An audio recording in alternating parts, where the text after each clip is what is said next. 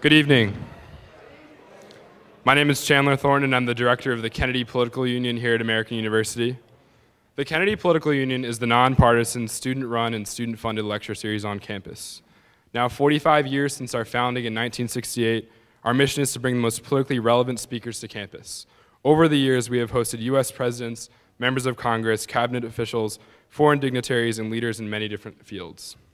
And tonight, we are thrilled to host the 2014 DC Democratic Mayoral Debate here at American University. But before we begin, I am pleased to invite and introduce our moderator this evening. Tom Sherwood is a veteran political reporter for NBC4, focusing on the District of Columbia, a columnist for the current newspapers, and a weekly analyst for WAMU 88.5. Tom has been a reporter for NBC4 for 24 years. He formerly worked for the Washington Post, covering city, state, and national news and politics from 1974 until 1989. He is a co-author of Dream City, Race, Power, and the Decline of Washington, D.C., the 1994 book published by Simon & Schuster. Was a critical look at both Congress and the capital city since its inception and the rise and fall of Marion Barry. He and co-author Harry Jaff are hoping to do a 20th anniversary edition with a new introduction covering the last 20 years. Tom is a native of Atlanta and attended Georgia State University. He worked for the Atlanta Constitution, and he is a Navy Reserve veteran, having served his active duty at the Washington Navy Yard. Without further ado, please join me in welcoming our moderator, Tom Sherwood.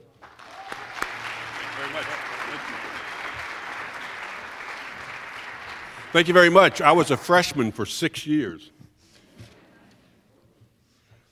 Thanks very much. I want to thank Andy Huff and the AU and the Kennedy Political Union for having this tonight. I'm a fairly informal guy, so we're going to move right along with this. Let me welcome out here Matt Ackland of Fox 5, a great reporter, competitor with me on the street. Sam Ford from WJLA will be here, and we'll let him come up and take his seat over there. I want to thank you all for being here. And every email I send someone, it has a tagline at the end that says, "Local Washington is only as good as the people active in it." So thank you for being here tonight. Now let's welcome the Democratic candidates in the April 1st primary, April Fool's Day. Candidates, come on out. I'm not calling your names. Rita Lewis, Jack Evans, Vincent Orange, Mr. Carter, Andy Shalal.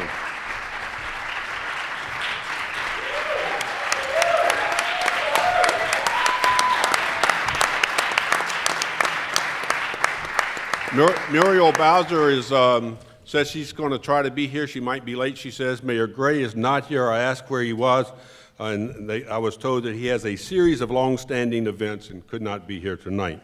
Also, whatever. All right, now, here's the policy on cell phones. You don't have to turn it off, but if it rings, you have to put it on speakerphone so we can hear who you're talking to.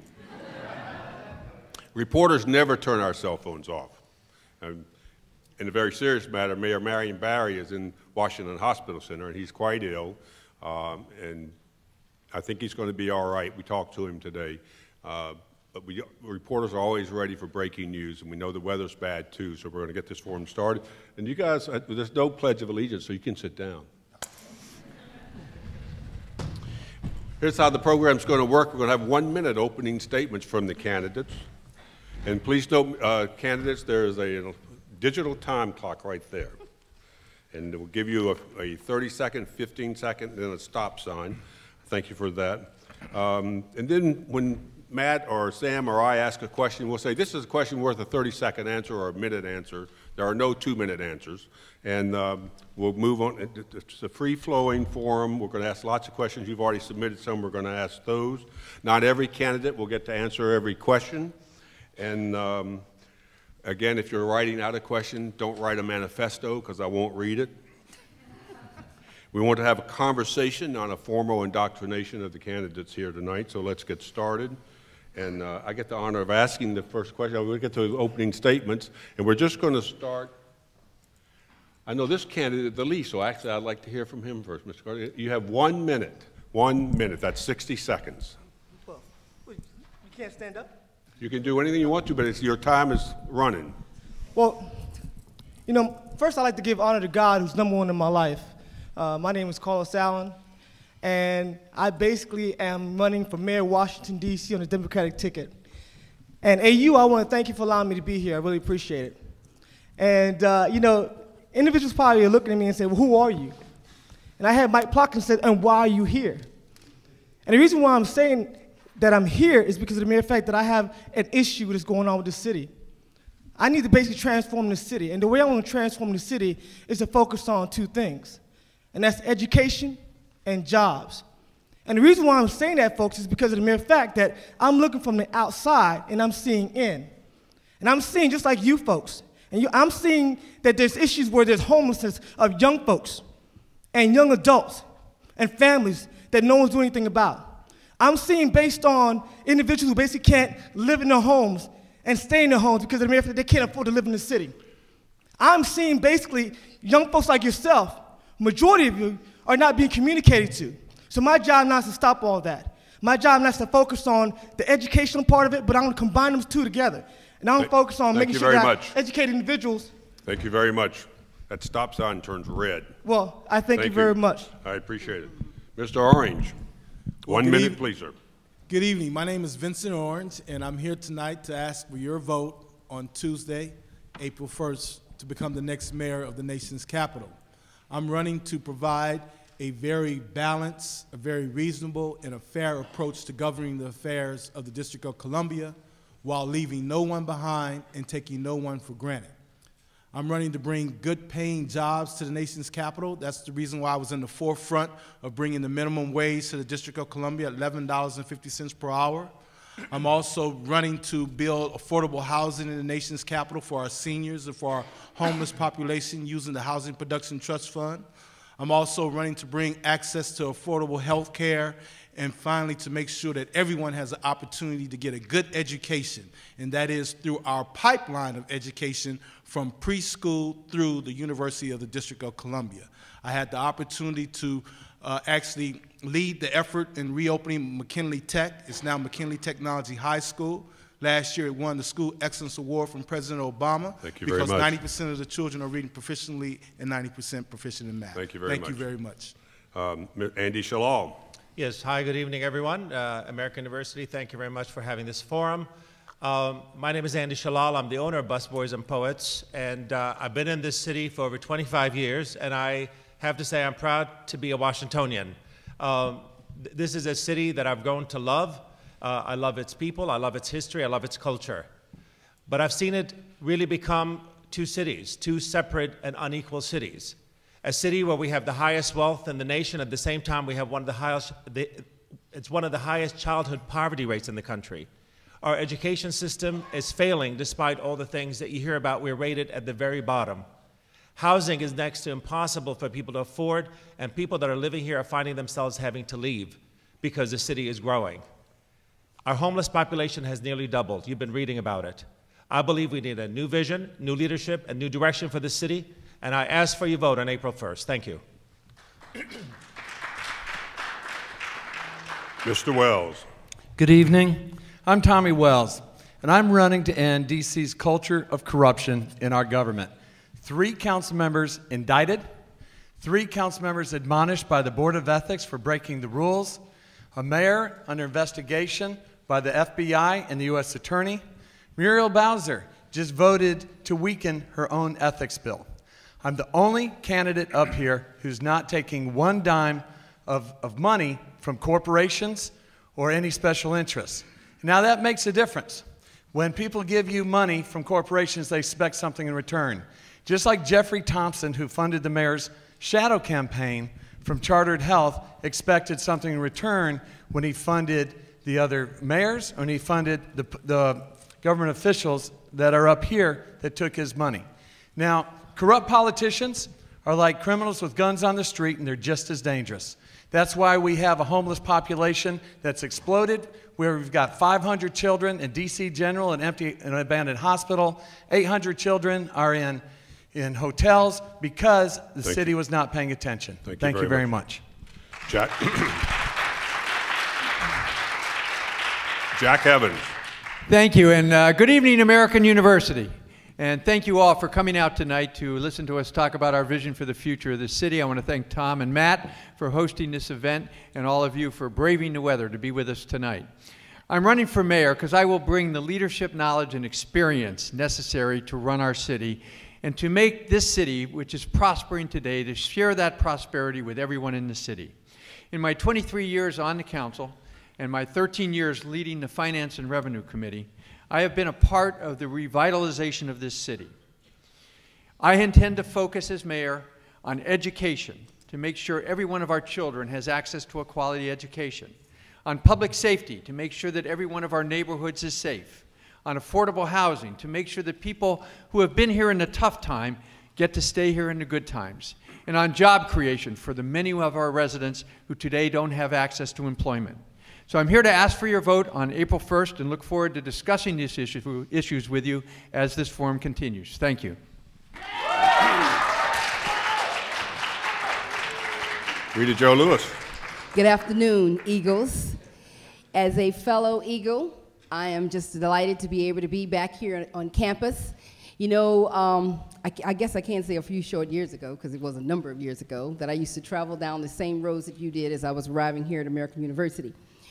And I got my master's in Administration of Justice and Public Policy, so I congratulate the school for hosting us this evening. You know, for many of you who do not know, I just want to say that, you know, I served recently working for President Obama and for Secretary Clinton in the United States State Department. And the work that I did there was about the outreach to state and local officials around economic opportunities and jobs. And so to be able to be here with students tonight is really, really important, because I know you're saying, who should I support, or who should I even think about working for if I have a little amount of time?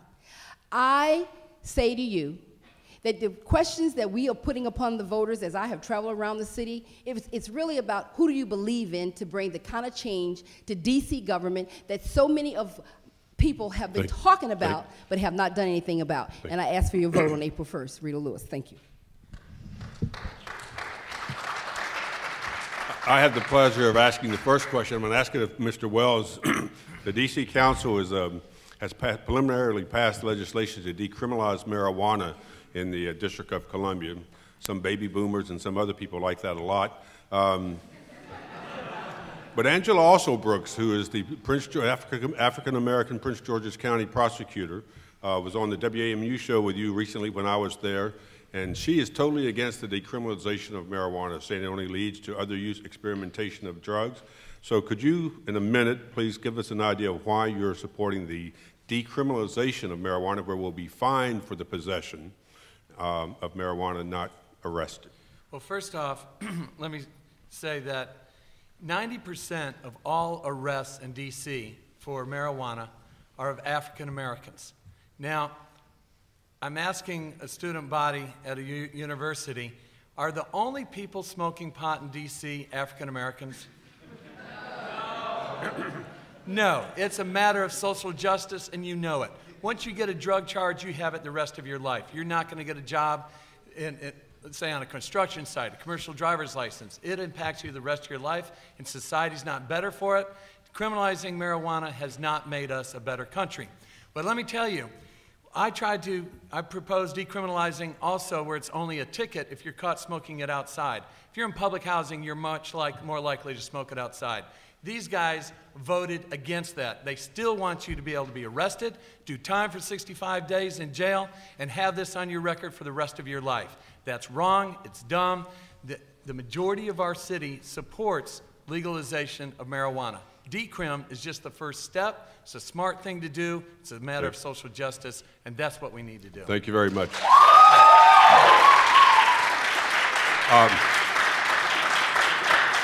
Because Mr. Evans and Mr. Wells, Mr. Orange and Mr. Evans are on the council and had a chance to vote on this, I want to give them 30 seconds to respond, and then the other candidates who want to speak on this issue may also speak.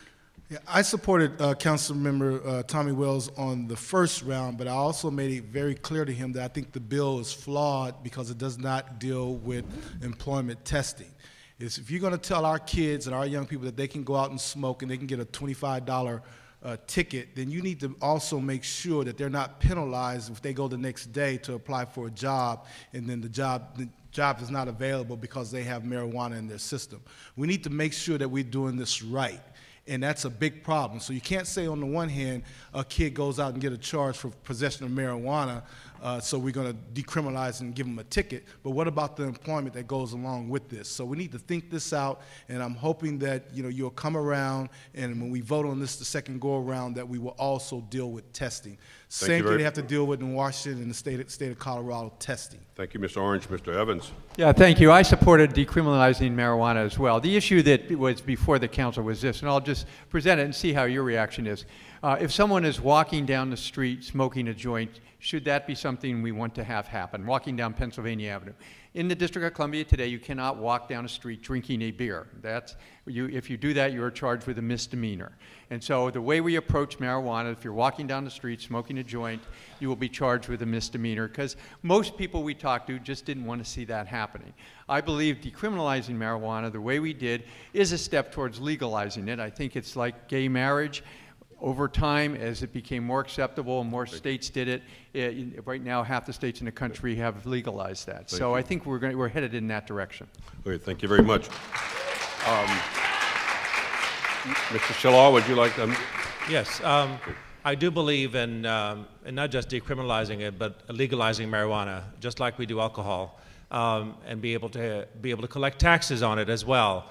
The problem we have now is we have a lot of black men, especially in that are caught up in the prison industrial system, and when they get a record, it's a real blight on their life. It's not just a record that they can just forget about, but it prevents employment, prevents housing, it prevents all kinds of things for them. And I just want to bring up the idea that we have 60,000 returning citizens, previously incarcerated folks that come back to the city, oftentimes don't have many opportunities. It's hard enough to get a job, let alone to get a job with a record that you have already. So I'm very much for legalizing marijuana. Thank you very much. Ms. Lewis, did you want to?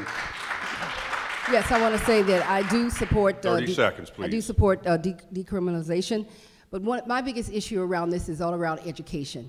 It is that if we are going to be changing our laws, especially around issues around the smoking of marijuana, no matter where it is about how we're educating our young people and what signal and what signal are we sending to them to make sure that they understand what it means around decriminalization. Because when you're in high school, you may not be focused on all these kinds of issues. And so, as the young people in this community who support this legislation, we then encourage and ask you to help us educate our young people about the perils of smoking marijuana, but also what does it really, really mean. Thank you very much. Mr. Allen? I've never done a drug in my life, so I don't really believe in any type of substance, but I don't believe in the war on drugs because of the mere fact that it basically locks individuals up for no apparent reason, and basically it provides you into a system that stops you from doing the things that you love to do, and that's basically become successful in life. I say it like this.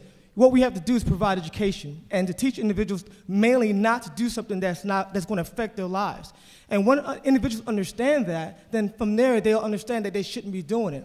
But again, what we have to do is more than anything is to make sure people understand that it's not something that they should be doing. So I would like to legalize it and also decriminalize to make sure that folks are not getting locked up for something that they shouldn't be, that basically the majority of people are doing right now at this time. All right, thanks very much. Now, Matt Ackland from Fox 5, my competitor. Don't ask a good question. Sometimes number one, right? Not always. And you can start with whomever you like. Well, yeah, and you know what? I over the last week or so, I've talked to viewers. The one nice thing about being a television reporter is people love to come up and chat with you about what's on their minds. And this week, what I've been hearing over and over again was about a story that we did earlier this week, and it's happened many times in the last year. A young man getting out of a cab was attacked from behind, and he was really beaten up badly. He was pistol whipped, all for his iPhone. Now, I know that police have really tried to aggressively go after this type of thing, but I'm wondering, do you think enough is being done? And if not, can more be done through community policing to increase public safety? Because a lot of folks are concerned that they should be able to walk their neighborhood streets, and it's just not taking place, or they're not safe. Mr. Allen, if you want to start.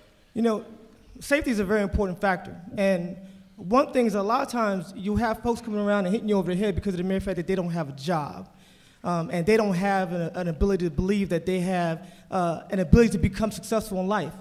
So my job now is to make sure that we focus on that and we educate folks on getting a job, and young folks, because a lot of times, you know, people are out there trying to get what they need because of the mere fact that they're in survival mode. So if you're in survival mode, that you go out there and do whatever is necessary. So we basically are focusing on economic situation where we get folks into working, young folks, adults, and that won't happen because I don't know anyone who basically makes good money, a living wage, that's going out there and hitting somebody over the head. It just doesn't happen. So if you get folks becoming successful and making money, because in order for you to become successful, you got to sell something. So you have to basically teach individuals to go out there and get a better job or start their own businesses. Thank you. All right, thank you. I do try to be tough on this 30-second thing here, so if you would just keep it in mind, you've got a 15-second warning.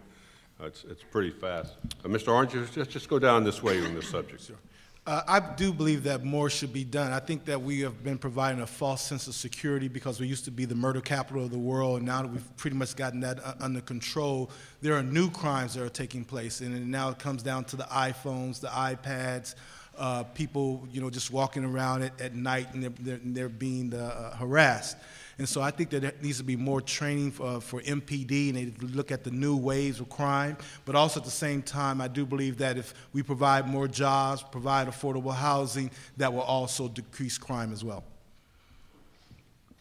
I think with a problem like this, you have to begin on this end, first of all, to make sure you have a lot of community policing. So the community understands, the police understand the community and is able to interact with them and know who the players are and who are the, the elements that you want to be able to watch for. So that's important. But the other thing, and I think the most important thing, is we do need to have jobs for people. There are more people in this city than there are jobs to fill them.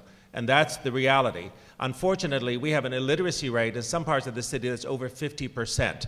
We need to invest a lot more money in making sure that our youngsters that are getting out of high school or dropping out of high school are literate enough to be able to fill out an application and hold on to a job, and that's how we stop crime. Thank you very much.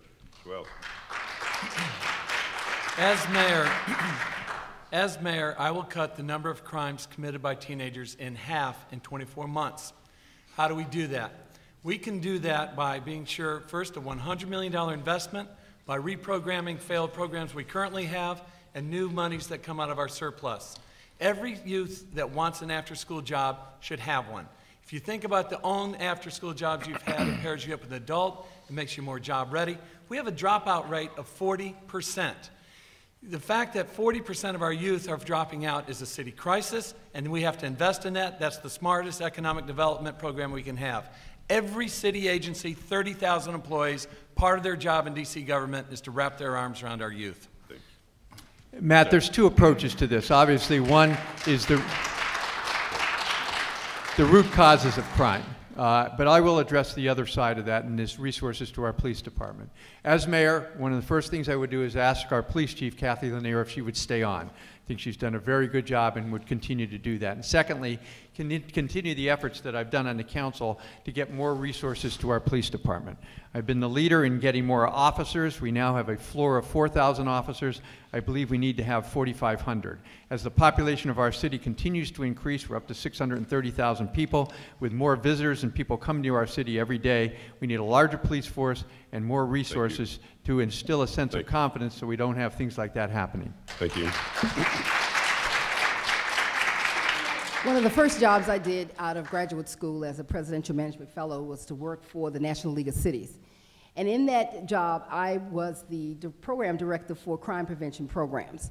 And one of the things that our community residents have said to me time and time again is that, we've got to get it right. And it can't just be in one neighborhood. It has to be all over. It has to be from Ward 1 to Ward 8. We cannot give preference to cleaning up our streets or making sure that the inequalities around issues around crime prevention only take place in neighborhoods that are already safe. And so as your next mayor, I would pledge to make sure that we would have strong neighborhood presence.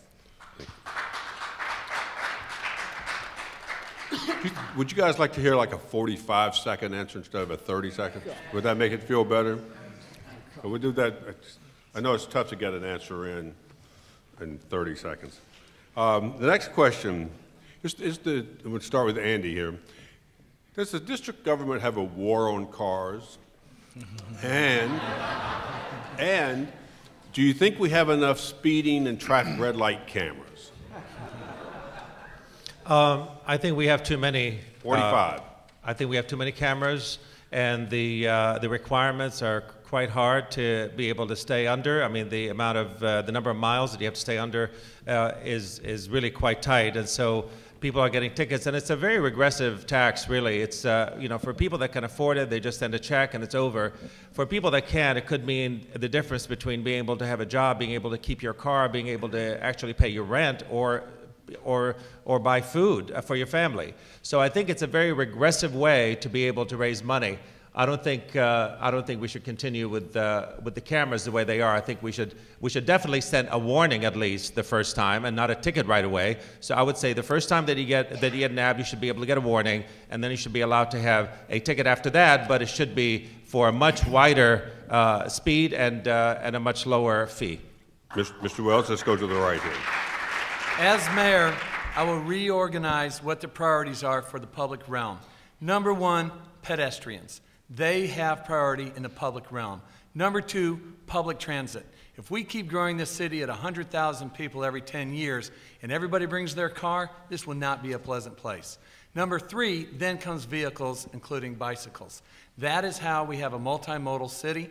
And frankly, we've got to have a multimodal city to have a future, because if it's all just car-based, we've got a problem. But for those that are car-dependent, that need a place to park, that want to drive through our city, they better hope that I'm successful, because I'm your best friend.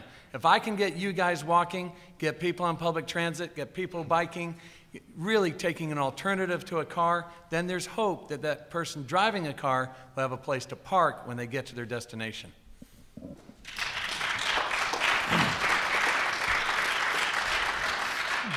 As mayor, I will continue my efforts to expand all modes of transportation.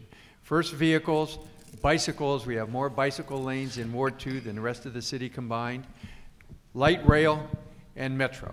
Those are the four methods of transportation, and all of them I've had a lot of experience with. As far as the red light cameras are concerned, I believe right now we have the number that we need. The problem we're having with red light cameras, the fines are too high and the speed limits are too low. And that's catching people in a gotcha situation. So I would continue our efforts to adjust those to make sure that we can provide safety, but not an onerous burden on our population. Yes, I believe. Wait, before you start talking, I want to point out Sam Ford just getting here.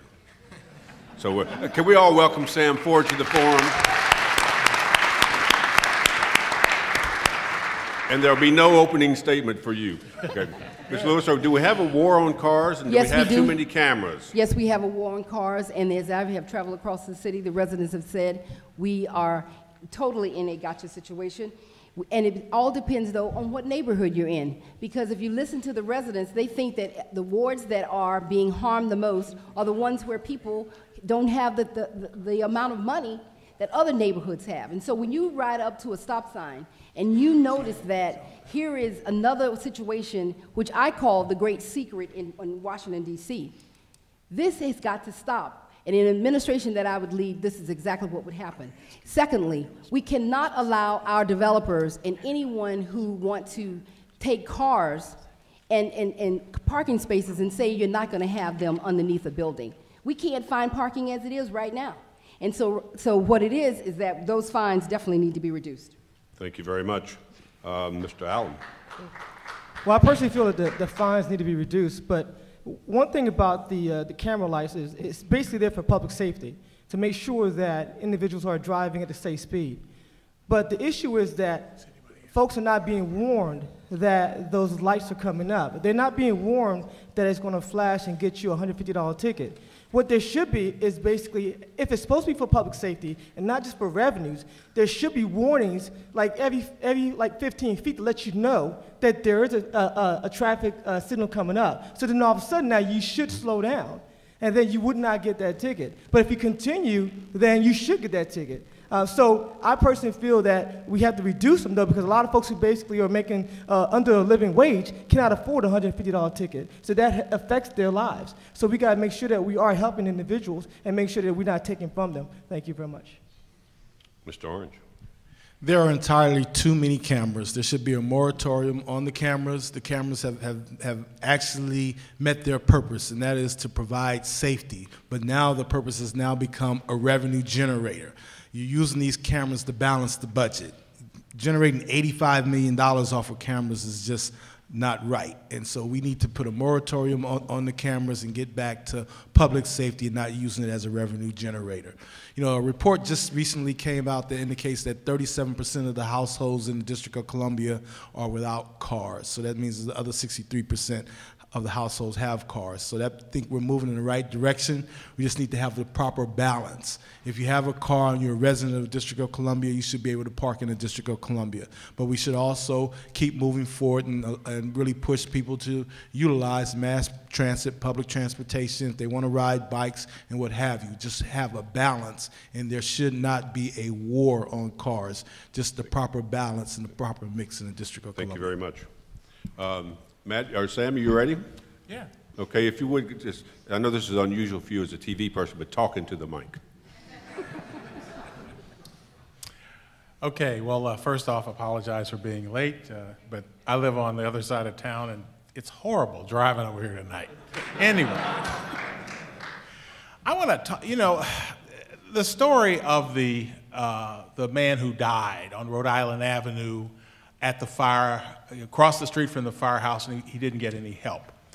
A story came out in the Washington Post on Sunday, which seemed to go after the fire cadet program here in DC. Now, some people would say that this program has brought a number of DC residents into the fire department, and without it, perhaps you would not have as many local people in. But for whatever reason, what are your thoughts on the fire cadet program? As I said, it did get a lot of scrutiny in the Washington Post, and I'd just like to ask all of you, would you, if elected mayor, would you continue it, or would you get rid of it? And do you want to, with whom do you want to start? I'll start with the chairman of the Public Safety and Justice Committee, Mr. Tommy Wells. Mr. Wells.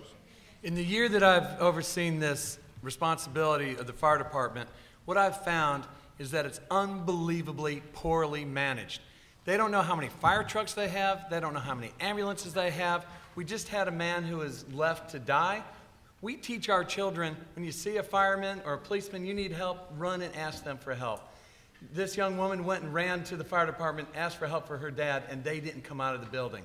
Our fire department, it is unconscionable, and it starts back to the mayor's responsibility. There is a malaise, it's mismanagement, he hasn't spoken to it. Why the fire chief is still there, I don't know.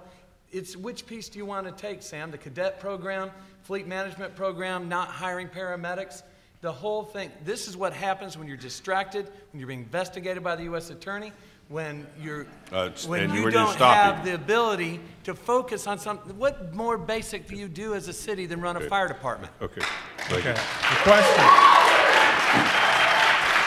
Andy Shalom. But, yes. And excuse me, but my question was quite specific, which was, would you continue or discontinue the fire cadet program in the DC public schools? Could we do that as a yes or a no, or a 10-second answer? Yes, but well run. Okay, all right.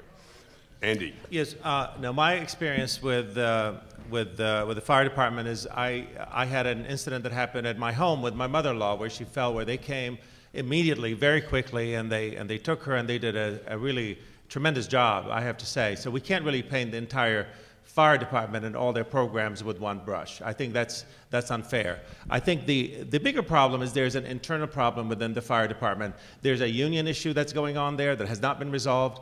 There's a lot of morale problems within the fire department as well, and within the emergency management system. And it's problematic because it's been ignored for so long. I think this is emblematic not just in the fire in the fire department, but also in our schools and other places. There's not a good sort of program to be able to bring labor and to bring and bring management together in order to solve these issues, so you can prevent morale issues. The other part is that we have missed on giving our fire department a raise. That also applies to our police. I'm sorry, they you have to not stop. received a raise in a very long time until very recently, and that's a problem Andy, as well. If you go over a lot, and I know you're passionate about all these issues as the candidate, but if you go over a lot from more than a second or two, then the whole program starts to unravel, and we'll be here too long. And we again, we wanna get still on didn't answer the vote. question, but Yeah, but he says Yes, I would keep the better cadet on. program. Okay, Mr. Orange, in 45 seconds, and I want to like start banging something. All right. Well, first of all, Sam, let me answer your question directly. you got it. Yes, I would keep the cadet program. The cadet program is very useful. It provides an opportunity for our young people to actually get more educated and provides opportunity for them to have a job. Now, the real issue here is that the cadet found himself in a very difficult situation, just on the job. He's met with this particular situation. The protocol is that there must be a call to 911. So I really don't blame the cadet. What I'm looking at is, where was the lieutenant? Where were the other 5 people that were his supervisors? Because he should have been able to turn right away and say, what do we do? And now we know that the lieutenant is now filed for retirement. We're hearing more information about there were other individuals, firefighters in the firehouse that should have responded to this as well. But we should not knock the cadet program. The cadet program works. Thank you, Mr. Allen.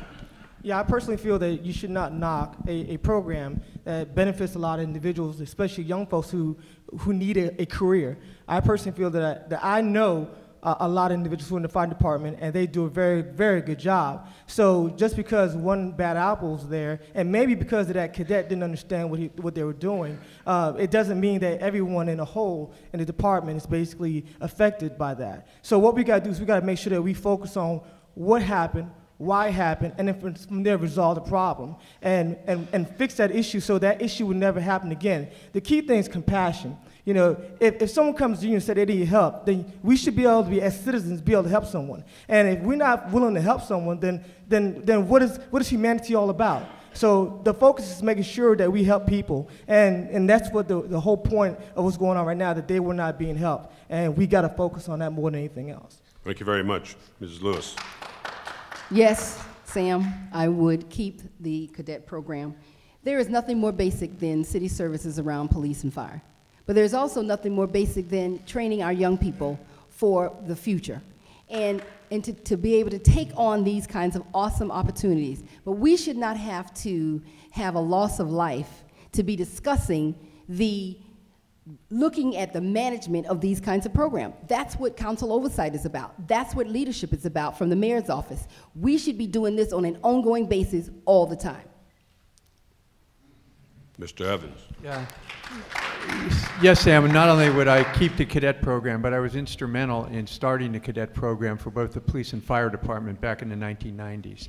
I chaired the Judiciary Committee from 1995 to 1999. It was at a time when our city was reeling, and have had experience in rebuilding both the police and fire department. We rebuilt the police department when we brought in Chuck Ramsey as the police chief, and we rebuilt the fire department, which was struggling at that time and, like today, did not know how much equipment they had. As mayor, I'll go back to what we did back then. Find a good fire chief, identify good personnel to run the department, and put in place the mechanisms we did then to revamp our fire department and our EMS system. It can be done. I've done it before, and I'm only astonished that we allowed in the last 6 years this department to unravel to the point where people are dying needlessly. Thank you very much. Just as a news note, I asked Mayor Gray today about the investigation into what happened on Rhode Island Avenue with this man in his 70s, worked 4 decades for the DC Recreation Department, and the mayor said that they hope to have a report out publicly in about a week. Let's go back to Matt Ackland from Channel 5. Can I follow up on that with just a quick question, yes or no only? If you're elected mayor, will Chief Ellerby be your fire chief? Yes or no? Well, let's clear the answers. We'll just start here with Ms. Lewis. I've already been on record. He would not be my chief. Mr. Evans, let's go. No, he would not be my fire chief. Mr. Wells. I have to provide oversight and see this gentleman at least twice a month. Let's say that there will be a new government when I'm mayor. Okay. I don't think it's about an individual. I think it's about a vision, and you have to share that vision with whomever you have. So it's either LRB or somebody else. But I would make sure that the vision that is there is to make sure that the fire department works for the people. Everyone that works at the pleasure of the mayor will be asked for their resignation, and then there will be an evaluation during the transition period to see whether or not they are able to retain their job. What? I'm sorry?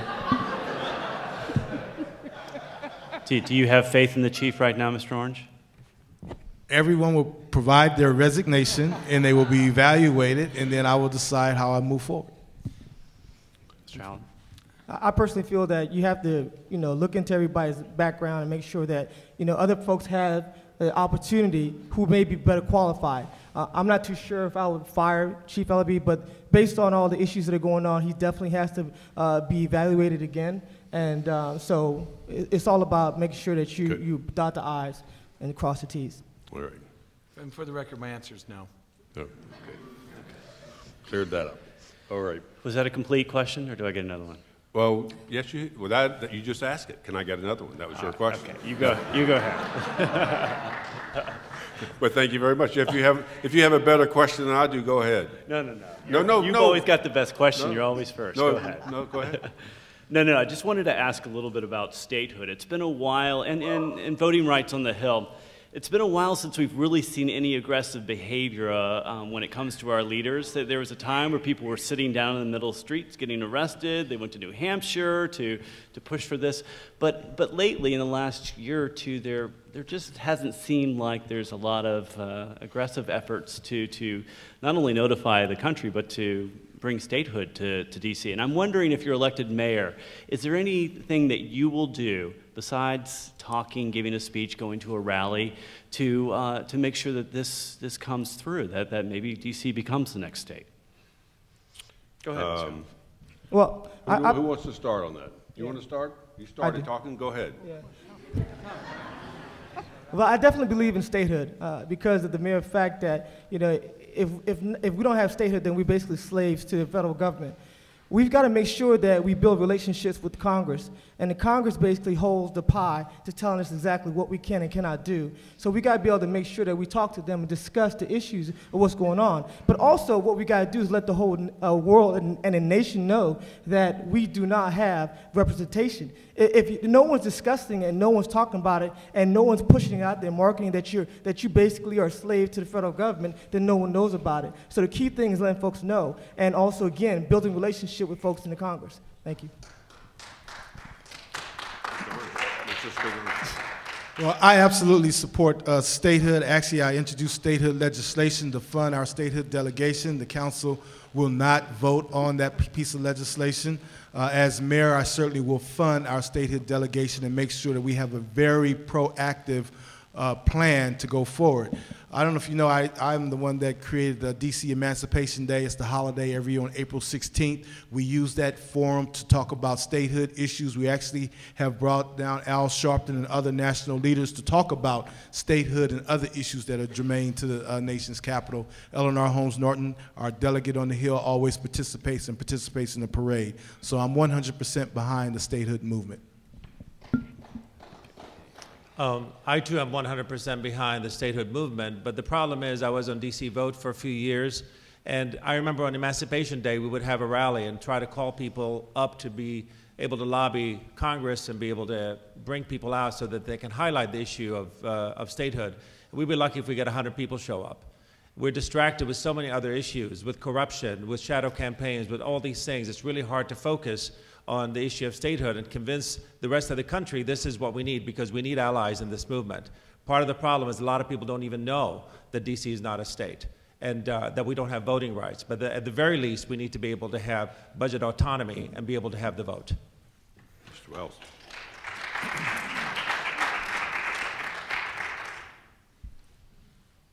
Sorry, Mr. Wells. I know it's unfair, but the fact that we've had public corruption in our government, a mayor that's under investigation for a shadow campaign, 3 council members going to, well, 2 going to prison, for 3 of them committing felonies, and then 3 more, almost half the council having been in trouble for ethical violations.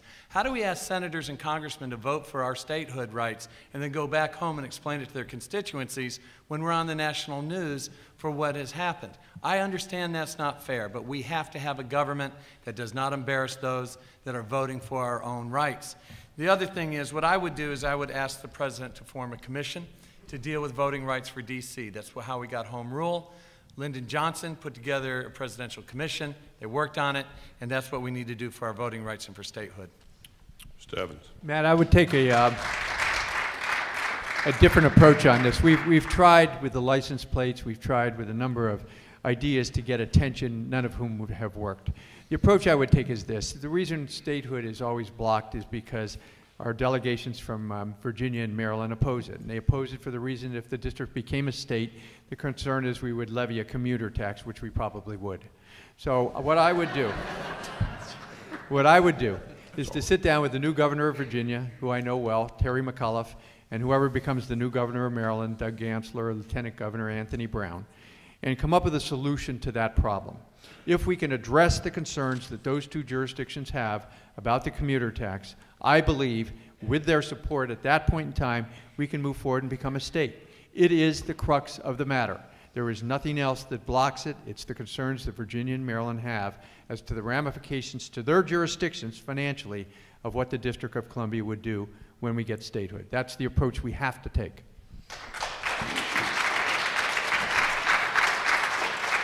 Yes, I would be a strong proponent of self-determination, but one of the things that is really clear, as I travel across the world, it was always said to me, from an American perspective, we're out there talking about transparency, accountability, and openness.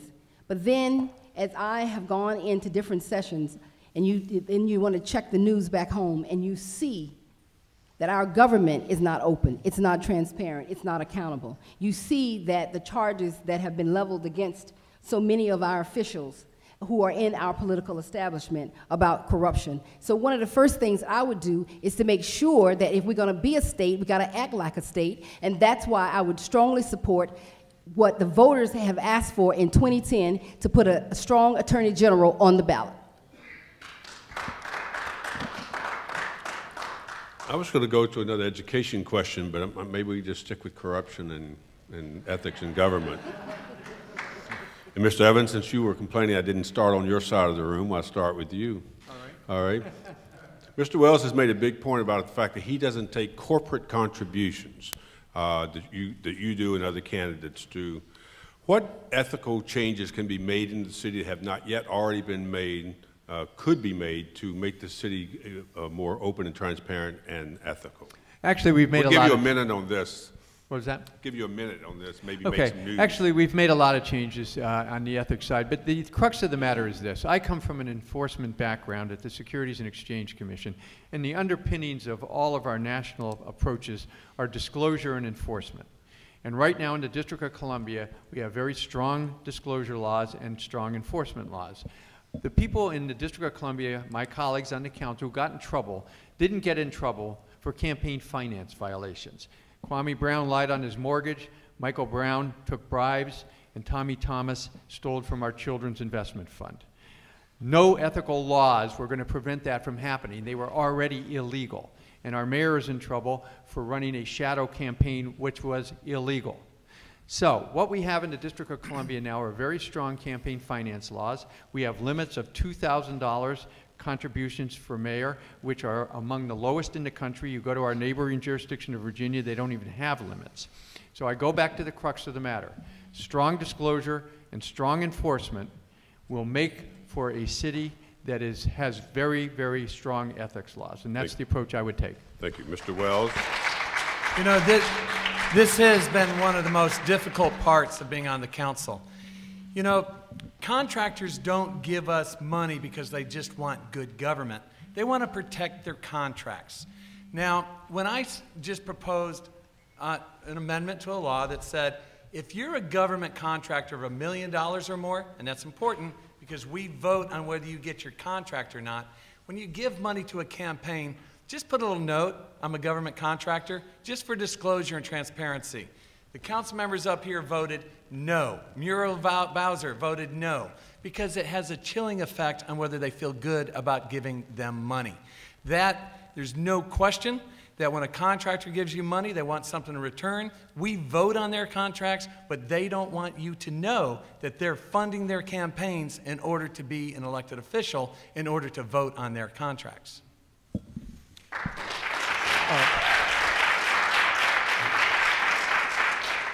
The most important role of government is really to establish trust with the citizens, because without trust, you really can't have anything happen that's of value, and people are not going to be pulling in the same direction. I was involved in a campaign to limit campaign contributions to $100 back in 1991. The campaign was called Initiative 41, and it passed overwhelmingly by the voters. Over 70% voted for it. And guess what? Jack Evans and others that were elected at that time overturned it. That is unacceptable. I understand the corrosive impact of money on government. We see it every single day. The reason why we have all of these corruption situations happen and all of these people being indicted is strictly because of money. And if you deny that, then you really are looking the other way, I think. The fact that this city council went ahead and watered down the ethics bill that was put so that we can understand what bundling looks like and why bundling is a problem, why the developers are getting a leg up on all the developments that are happening in the city and getting lots of great contracts. We have to understand the corrosive impact of money, and if we don't, it's at our peril. Thank you. Mr. Orange.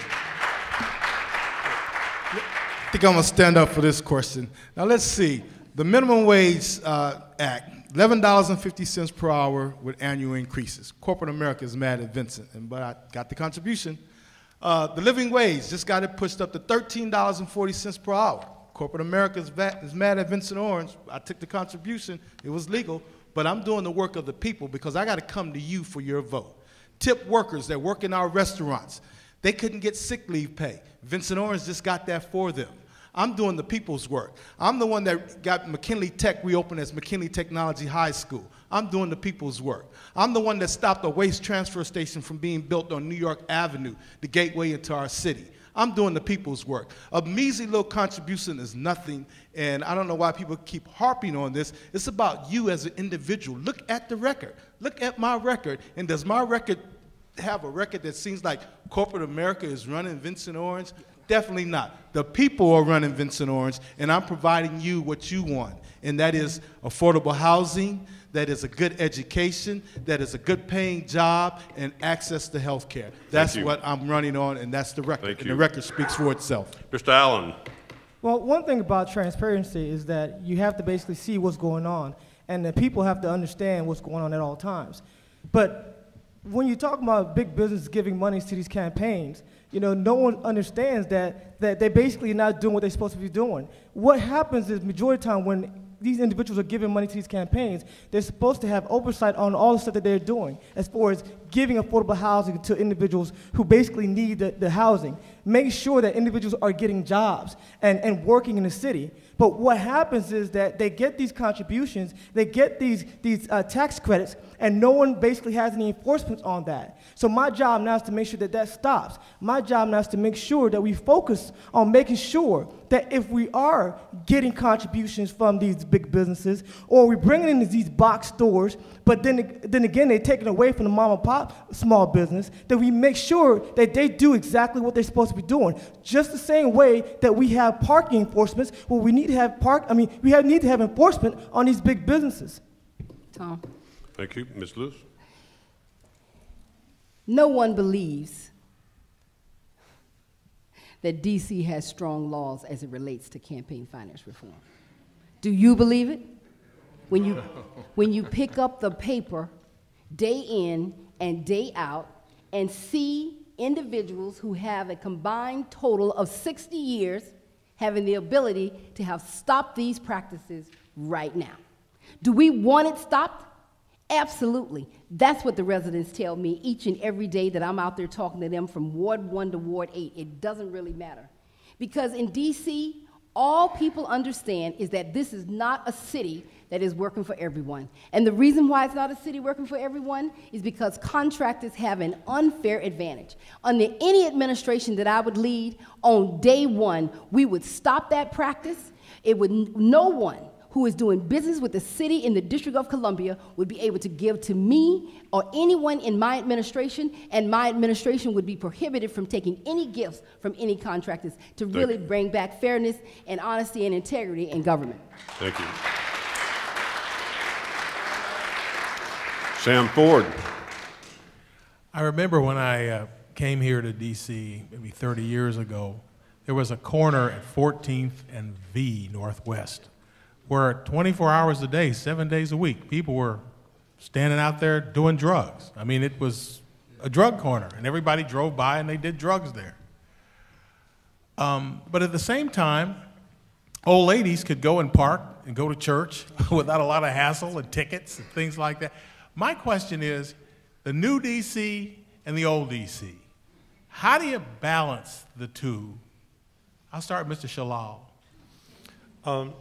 I think we're talking about the issue of gentrification here. And let's have a minute on this, because I think right. You all can talk at least a minute on this subject. You know, it's really frustrating when you talk to people, again, from all the wards. The one thing that they talk about is how the city's become not affordable. The people that have lived here during the hard times are finding themselves outpriced and outflanked by the new prices and the new situations that are taking place, and they're not able to stay here. So it's really frustrating to people. I think we have to really look at the affordability of the city. We have to start preserving public housing. We have to improve safety in the streets. We have to preserve the neighborhoods. We have to have more inclusionary zoning to keep people that have been here for a long time. A lot of the character of the city, when people talk about wanting to turn Martin Luther King Avenue into 14th Street, they don't really understand the ramifications of what that means. They like the good parts of what that is, but they don't like to change the entire culture of the neighborhood.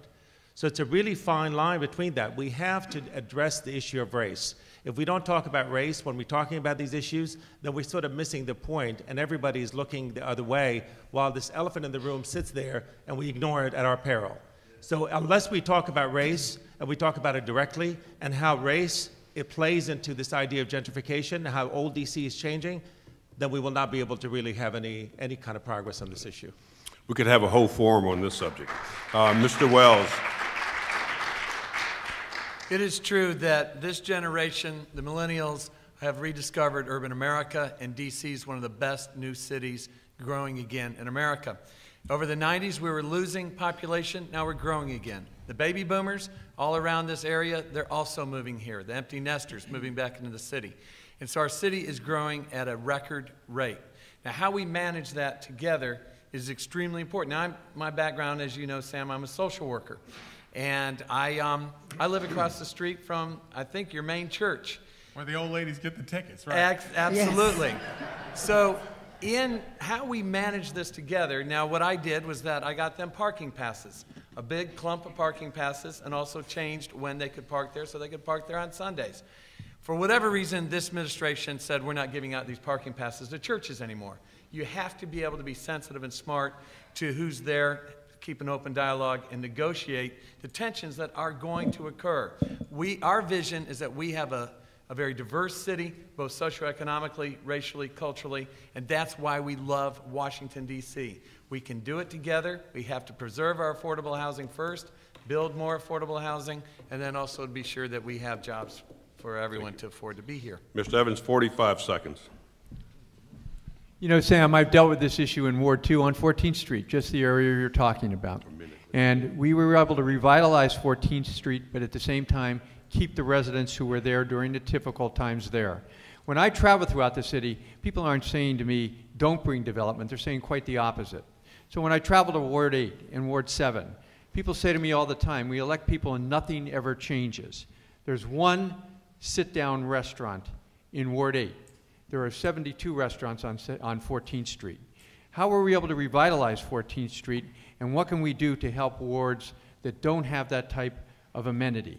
People want restaurants, movie theaters, retail in their neighborhoods, but we have to be very careful and make sure that we create affordable housing, which I've been a champion on the council rent control to make sure that people who are in rental units can stay in those units, and property tax relief for people who own homes so they can stay in their homes. So it's a delicate balance between the two, and I have done this repeatedly throughout Ward 2 and throughout the city. Ms. Lewis. On the issue of parking, when I first came to Washington 35 years ago, I've been going to the same church that I've been going to for 35 years now, Metropolitan Baptist Church. And being there, parking in the community was something that was a pride for all of us.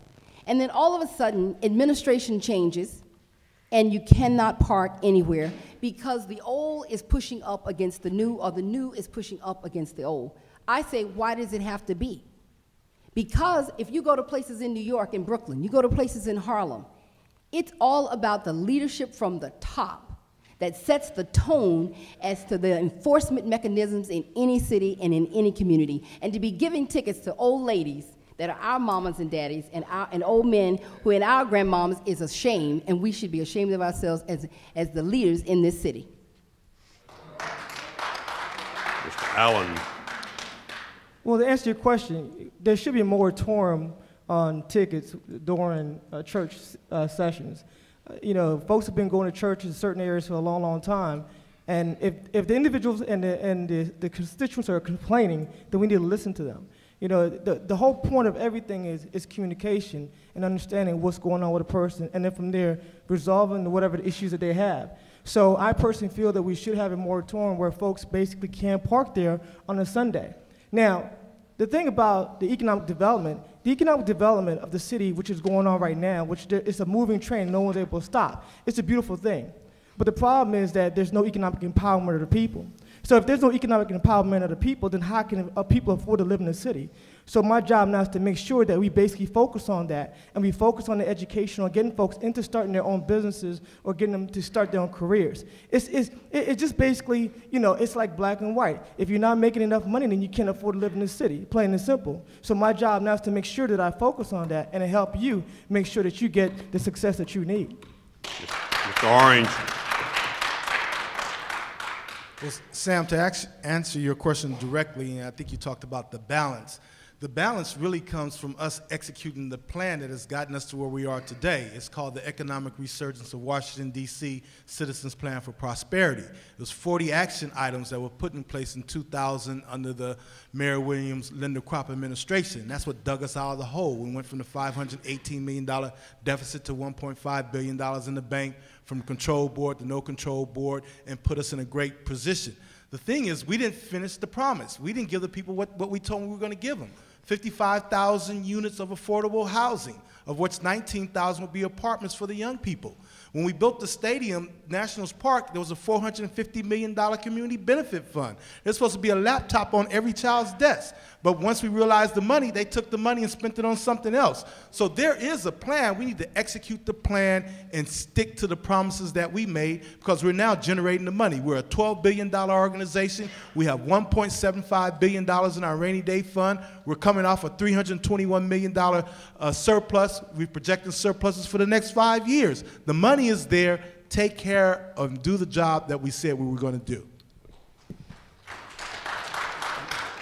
Matt. I wonder if we should read some of the questions from the audience. If they're good. Yeah, I mean, well, they're never as good as yours, Tom, but they're all right. Hey, and excuse me if I pronounce the last name wrong. Christopher Monaco, he's an American University student apparently, and he has a question about the height restrictions. If elected mayor, would you support the alterations to DC's height restrictions? Is his question. Where do you stand on that? Do you think that things should stay the same? Or, we'll be back to 45 seconds on the height restriction, and where do you want to start? Rita, please. I'm on record of saying, yes, I would support the height restrictions only in the neighborhoods that are not in our federal city that we all know and love. And when we come into Washington, D.C., we see the majestic beauty of this city. The reason being is that it's issues around affordable housing. About three years ago, 1,000 people came to the convention center and said the #1 issue was around affordability. But what has happened 3 years later, it has taken a campaign for our establishment in order to do something about it. Right now, we don't have a great definition for what affordability is because it's definitely not $90,000.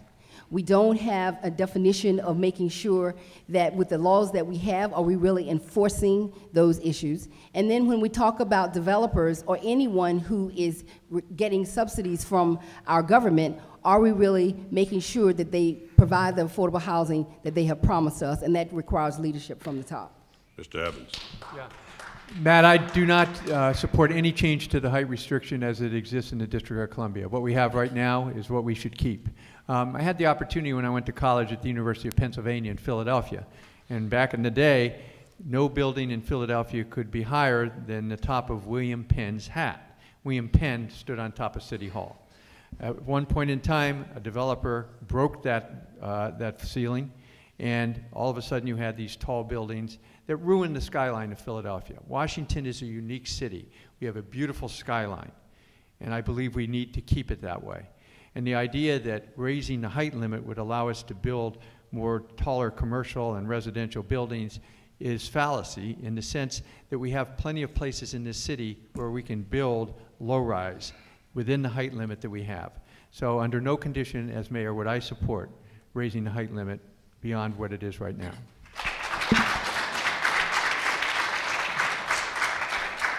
We have to have a really good reason to change the historical character of our city. The reason to send the height limit up is to create more value in order to encourage more development. We've got about a third of the economic or building development, commercial development in America is already going on in the city. We don't need to put the gas pedal down any further. The other reason to change the height limit would be if we need greater density around transit-oriented development. But it's not a linear thing. We're already seeing that we're changing how we're building our buildings. Smaller units, greater communal spaces. We're changing how we develop together. We already have some buildings downtown that are commercial office buildings that we need to look at if they should be turned into residential buildings because businesses are doing the same thing. Same number of businesses downtown, but we're getting some empty buildings. Thank you very much. A lot of people, when I talk to them, they talk about not wanting to feel or look like New York. Here in Washington, D.C., D.C. has a very unique character, and part of it is you can actually see the sky when you're walking around. The one thing that I think is really important for us, though, is to recognize that if we want to have real walkable, livable cities, we need to have more density. It's very hard to have all the services that we want at the bottom of our buildings if we cannot have enough people there to be able to sustain them and not to have people drive from all over town to be able to sustain them. So we have to sort of play that, you know, it's not 100% one way or the other. I would support some easing of the height restrictions in some neighborhoods if it means bringing in more affordable housing and more density. Mr. Orange. Well, I would associate my comments with those of Councilmember Evans. I don't buy into the premise that you need to lift the height restrictions in order to build affordable housing. Right now, we have on the books, we should be building affordable housing at Lincoln Heights and Deanwood because we promised that. We should be building low-income affordable housing at Temple Courts near Noma because we promised that, at Berry Farm in Anacostia and Park Martin and Park View. Tonight, there are 4,200 people that are going to be in shelters, going to be in recreation centers because we did not build the affordable housing. Today, in the Washington Post, they're telling you this administration is backing away from the New Communities Initiative. We have a New Communities Initiative on the table right now. We have the money to build it. We can't let a developer tell us, I don't want to go east of the river because I'm not going to make any money. I want to make the money downtown. We have to execute the plan, the economic resurgence of Washington, D.C., Citizens Plan for Prosperity, and that's all citizens across the city. Well, at this point right now, we have about 1,200 or more people moving in the city every month. And so that means that in, let's say, 10, 15 years from now, we may be up to more than 700,000, maybe 800,000 people living in the city, and where are they all going to go? The focus is how are we going to basically deal with the affordable housing in our city. And the thing is that it's all about supply and demand. So if the issue is that, you know, individuals are moving into the city and they can't afford to live in the city, then where are we going to put these individuals? So we have to look and investigate as far as the height restriction in certain areas. But at this point right now, it's not necessary. It's not necessary because we do have enough places to be able to build affordable housing. But again, that time is going to come soon because people want to live in this city. Thank you. This is a chance to pander to the university communities. American University, Georgetown Catholic, UDC, George Washington University. In a minute's time, tell me two things. One, what would you do to bring the universities more into the fabric of the city? And since we give students, high school students, free Metro, why not give college students free Metro passes?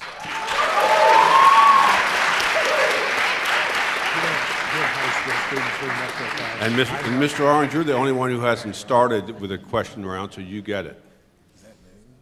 Yes, you. What will I do with the universities? Well, one thing is, and don't forget the free passes for the students. Well, first of all, I don't control Metro, so I don't know if I can make that happen. But I will say for the University of the District of Columbia, I think it's a travesty what's going on at UDC.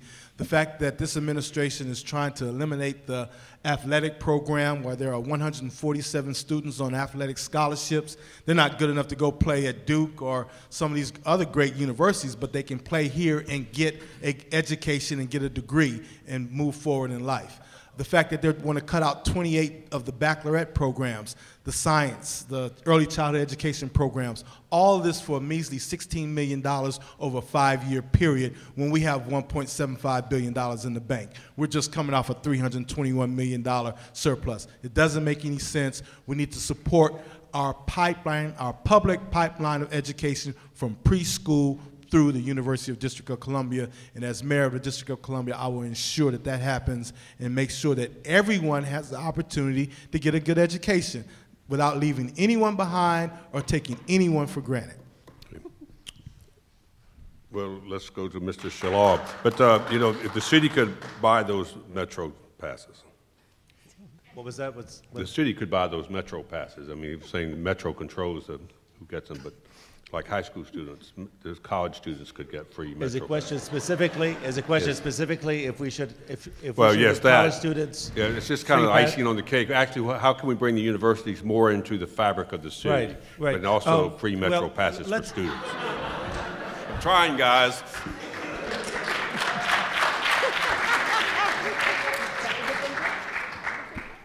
It's a very loaded question to have in a university setting, but I have to say that the universities don't pay taxes in the city. They don't pay property taxes. So we need to be able to have them invest back in the city.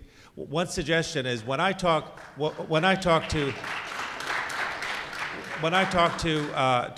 people in the universities and some of the officials, they really want to get involved. They don't oftentimes get asked. There are more universities around this town than there are high schools, and we need them. We need them to improve our education system. They have the resource and they have the ability to do that. One suggestion is to do it after 5th grade, to start an academy, a life skills academy for young people, to teach them conflict resolution and peace studies and anti-bullying and being able to get along with people that are different than them and being able to deal with diversity and be able to deal with all these things that they're going to have to face throughout life. If we can bring the universities to do that teaching, bring college students to be able to be the mentors for those young people, I think we can go a long way in bringing the universities into our fabric. Thank you. Mr. Wells. I started off in DC as a child protection social worker. I worked my way through law school at Catholic University. I do believe that we've got some of the finest universities in America, and we want you to be part of this city. I think that the loan debt that you're graduating with is extraordinary in its historic levels. I believe that the city, in order to keep you here, be a part of our city, we should have a loan forgiveness program so that you work for the city, that you spend some years, especially some of your early years with us. I think that you're some of the most brightest, talented students in America are right here in DC at our 6 universities. So I would institute a loan forgiveness program to help you with the debt that you're building right now.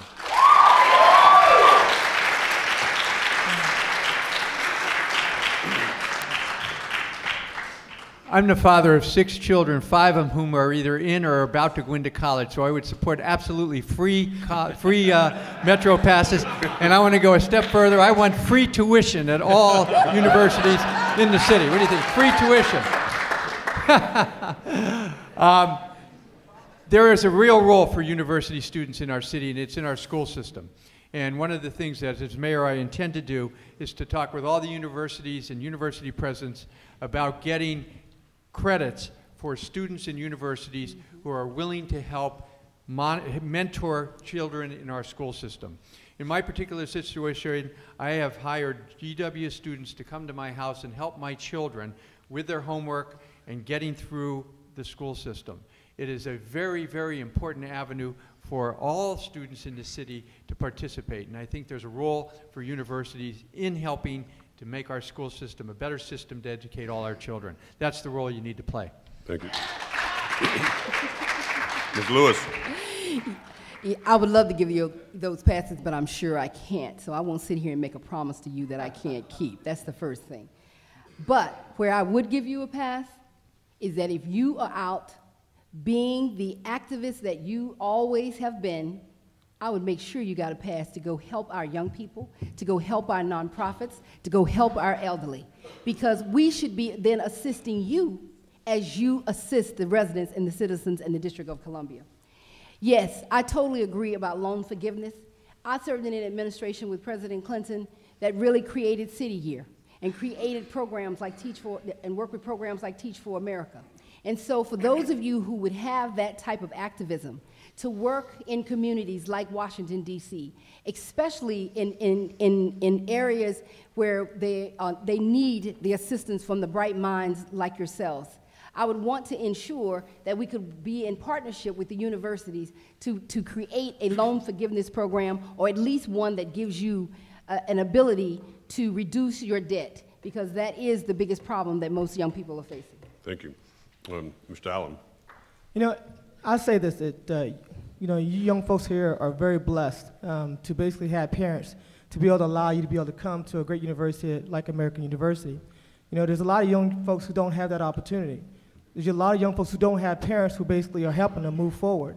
So you've got to basically, you know, thank your parents for allowing you to be able to be here. But the key thing is basically being able to help other individuals. So just like Rita Lewis was saying, you know, if you're able to help someone else, then trust me, it's going to come back to you in tenfolds. So the key thing is going out there and being an activist as you guys are. You know, right now, when you see yourself in here, I'm so proud to see a lot of young folks being part of the process, because a lot of young folks don't understand the process, and they have no idea that the process is there for them. So my job now is to make sure that if you're willing to help the individuals in the District of Columbia who basically are in need, then we definitely help you and provide a moratorium to help you with your school system. So, you know, basically, again, it's all about helping one another. And as they say, each one, teach one, basically you'll be able to do that. Thank you very much. And we're almost out of time, but Sam, do you have, since you came late, do you have a yes or no style question we can get through real quickly, because we have to go to closing statements? Yes or no? No. But let me ask them to consider this in their closing statement, okay? I'm just wondering about leadership that doesn't involve policy. Have you all ever considered, for example, being a leader in the city that, you know, maybe you showed up and picked up trash and got, you know, everybody that wanted to pick up trash with you to show up at a particular time? Or you were a tutor and you got other people to volunteer with you, and you did this on a regular basis, not just when cameras were there. The whole idea of leadership that doesn't involve policy, maybe doesn't involve money, but just leadership of the mayor because he is the leader of the community. What about that idea? Well, so Sam wants you to incorporate in your closing minute statement something personal about you and your leadership, rather than what you might say at every forum that you go to. We've had all these questions about the elected attorney general, whether the police officers should have pay raises, what do we do about returning citizens, how do we get seniors, how do people graduate to teach in the city schools. There's a zillion things, but we've come to the end of the forum and we have to have a minute closing statement. We could have a vote and make it a minute and 15 seconds if you want to hear them. You want to hear a minute 15? Does that sound all right to you guys? That way they can answer Sam's question with something personal about their life and then close up with a minute. So where did we start? We started with Mr. Allen, so we'll just start on this side and go down this way. Rita Lewis. Well, thank you very much for giving us the opportunity to be back at American University. When I was in the 7th grade, I integrated my junior high school. I was going against the establishment then, And it has been something that I have been doing all my life. As we are in this election, it is definitely one about change. And that change is going to be about those who are going to be fighting for what is right, fighting to make sure that our homeless have a roof over their head, fighting to make sure that our elderly are not pushed out or put out of their homes, fighting to make sure that our residents have not just a job, but good paying jobs. I have been in that fight all my life. It doesn't matter whether it has been working with women and girls, when I chaired the DC Commission on Women, working around all of the issues that so many of you volunteer for. I was proud to be over at National Christian Church to see how many young people were there going out that night to make sure that they were working with our homeless population. And so one of the things that I will always pledge to you is that I will invest in what matters. Not only will I invest in what matters, but I will lead, and I will lead from the front. And I think that Sam is right. We cannot be just showing up when the cameras are on. It has to be something that is sustained, and it has been something that I have done all my life. On April 1st, I ask for your support, and I ask for your vote as the next mayor of the District of Columbia. Thank you. Mr. Evans. I want to thank all of you for coming out tonight and listening to us talk about our vision for the future of the city. I want to thank Tom, Matt, and Sam for hosting this event tonight. And I'm here tonight to ask for your vote on April 1st to be the next mayor of the District of Columbia. This is an important election for our city. The city is doing well, and I've been a part of the renaissance of this city over the last 23 years.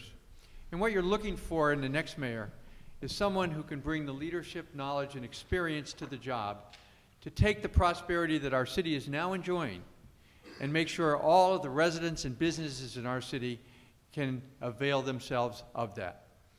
As chairman of the Finance Committee for the last 13 years, no one understands the finances better of the city and how delicate they can be and how they impact on all of our residents.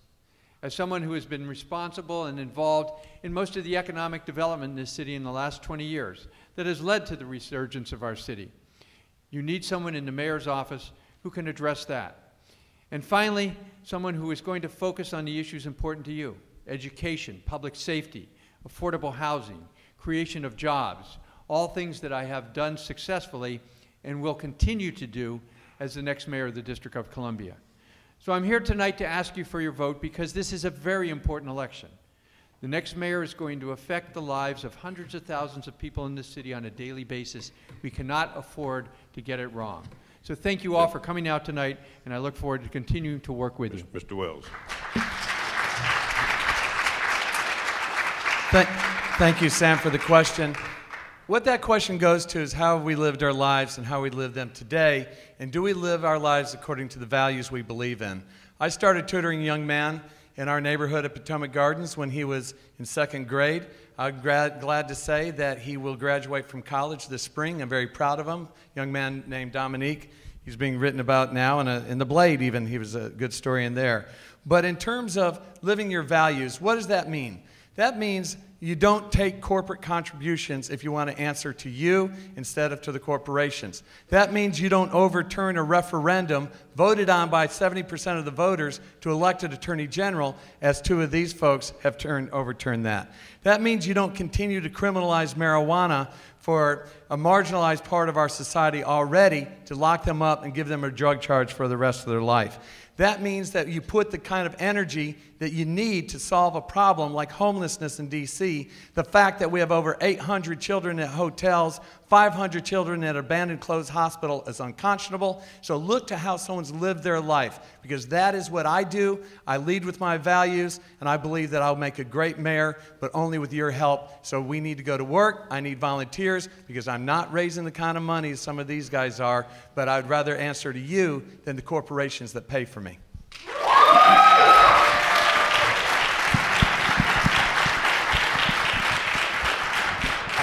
I neglected to say earlier that there are registration forms. If you're not registered in the District of Columbia, you can register, and I think the forms are right outside the auditorium.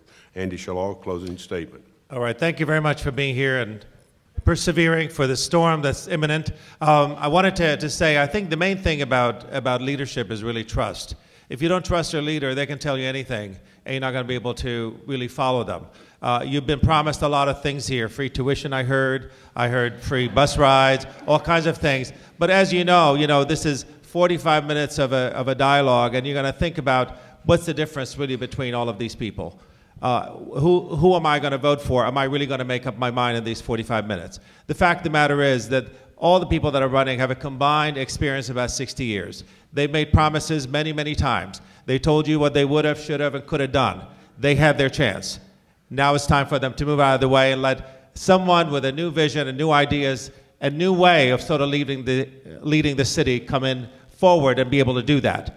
I have been leading and succeeding in this city for many, many years, over 25 years. I am the only person in this race that has actually created jobs. I'm the only person in this race that actually has been at the forefront of the minimum wage battle. I was there this morning when the president signed the bill, the minimum wage bill, in the White House this morning.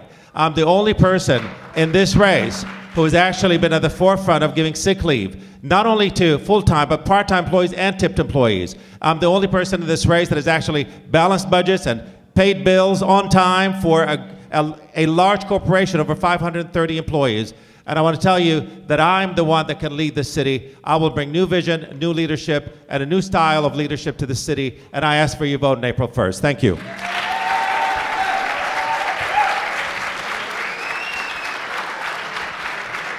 Mr. Orange.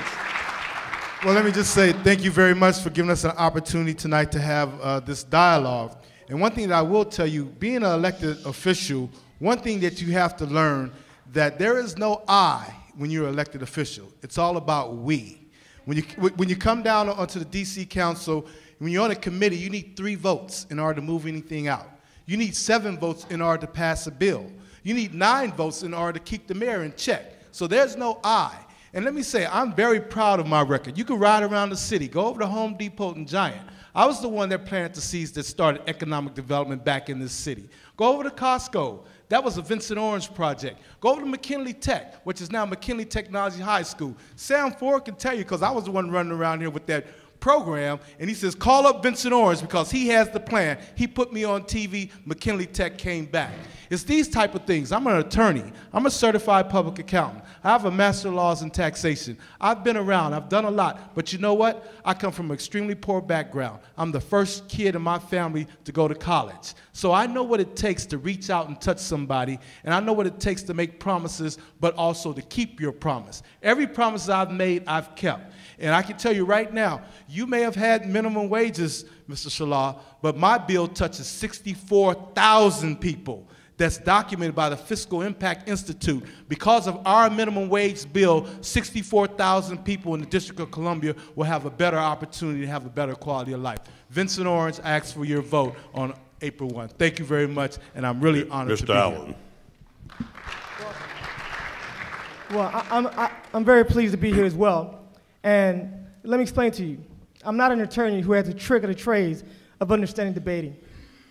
I'm not a career politician who's been around for 9 and 20 years like the rest of us here. I'm just like you. And I basically see an issue. And I see an issue basically on substance. And basically I see things that are not going right in the city. And at one point, I was homeless in this city. I was homeless in this city. And now I'm here to tell you that I'm running for mayor of Washington, D.C.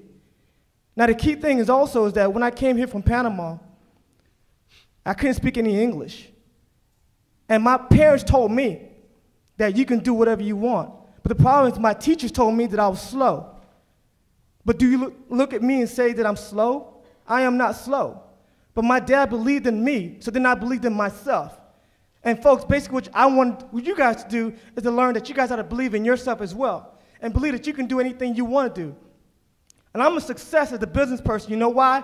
Because I got up in the morning and I said that this is what I'm going to do. And I'm going to be the next mayor of Washington, D.C. because of the mere fact that I believe in myself. But folks, my job now is to make sure that I focus on helping people. So I basically want to help you, and you become successful. So I thank you very much. And again, my name is Carlos Allen. And you can check me out at www.mayorallen.com. And I thank you very much. Again, local Washington is only as good as the people active in it. I want to thank American University, the Kennedy Policy, I always get that name wrong, what the hell it is. And the candidates, thank yourselves. Thank you for coming. We're stopping on time. Thank you very much.